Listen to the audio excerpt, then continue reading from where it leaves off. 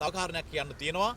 දයාගමගේ අමාත්‍යවරයා ඉන්න කාලේ දේශපාලන ප්‍රවර්ධන කටයුතු සඳහා ජාතික උත්සවයක් පැවැත්වුවා. සමෘද්ධි සහනාධාර බෙදා දීමේ උත්සවයක්. සමෘද්ධි සහනාධාර ඒ අවස්ථාවේ තේරුවෙත් ඉතාම අක්‍රමිකතාව විදියට දේශපාලන හිතවත්කම් වලට දේශපාලන ප්‍රවර්ධනය සඳහා වූ ජාතික උත්සවයකට සමෘද්ධි දෙපාර්තමේන්තුවේ මුදල් අවභාවිතා කරලා තියෙනවා. අදටත් සුද්ධ මූල්‍ය අංශයේ සමෘද්ධි දෙපාර්තමේන්තුවේ සුද්ධ මූල්‍ය අංශයේ මිලියන 100ක් ආගිය අතක් හොයාගන්න නැහැ. එම මිලියන 100 ප්‍රතිපූර්ණය කරන පදනමින් අරගෙන තියෙනවා. නමුත් අද වෙනකන් එක රුපියලක්වත් ලබා දීලා නැහැ. අපි හිතනවා ඒක අමාත්‍යවරයාගේ බලය පාවිච්චි කරලා නිලධාරීන්ගේ සහාය ඇතුව නිලධාරීන්ගේ උපදෙස් මත නිලධාරීන්ගේ සම්පූර්ණ අනුග්‍රහය මත සිද්ධ වෙච්ච අති දැවැන්ත මූල්‍ය අක්‍රමිකතාවක් කියලා. ඒ විතරක් නෙවෙයි සමාජ ආරක්ෂණ අරමුදල් කියලා එකක් තියෙනවා. මහ ජනතාවගේ ප්‍රජාවගේ මුදලින් ගොඩනැගිච්ච ඒ මුදලින් ගොඩනැගිච්ච අරමුදලුත් මිලියන 135ක් අරගෙන තියෙනවා මේ කටයුත්තට. නැවත ඒවා පියවා ගැනීමේදී අහිංසක දුප්පත් මිනිස්සුන්ගේ සමුද්‍ර සහනාධාර වලින් එම මුදල් හිලව් කරගෙන තමන් ගැලවිලා තියෙන නිලධාරීන් විදියට. නමුත් ඒ මුදල සම්බන්ධයෙන් එදා සිටි ආණ්ඩුව සිදු කළේ මූල්‍ය අක්‍රමිකතාවක් වංචාවක් කියන එක අපි අල්ලස් කොමිසමට දැනුම් දුන්නා.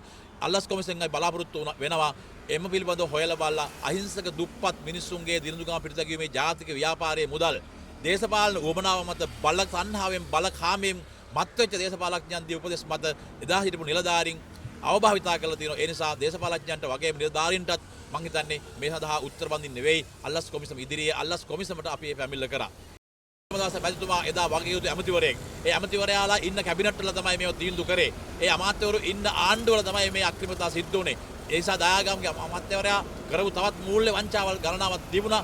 නමුත් අපිට අද දවසේ ඔප්පු කරන්න පුළුවන් සහ මොකද අපි දන්නවා නිලධාරීන් එක එකතු වෙලා මේක කරනකොට නිලධාරීන් දේශපාලඥයෝ බේර ගන්නට නිලධාරීන් අසු නොවන්නට විවිධ ආකාරයේ නෛතික රාමු හදාගෙන මේ මූල්‍ය වංචාවල් කරනවා. කෙසේ වුණත් අපි කියන්නේ අනීතික පත්වීම් ලබා දීමෙන් එක පැත්තකින් පරිගණක සහකාරවරුන්ට අනීතික පත්වීම් ලබා දීම නිසා එම දරුවන් ඒ අහිංසක දරුවන් අතරමං වෙලා තියෙනවා. ඔවුන් පීඩාවට පත් වෙලා තියෙනවා. ඔවුන් රැකියාවක් බලාපොරොත්තුෙන් ආවා.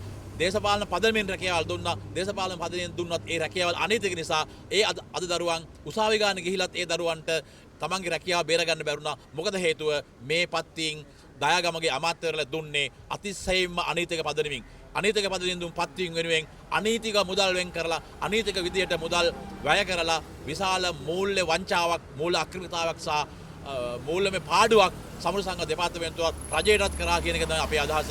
මිලියන 500කට ආසන්න ප්‍රමාණයක් අවභාවිතා කරලා තියෙනවා.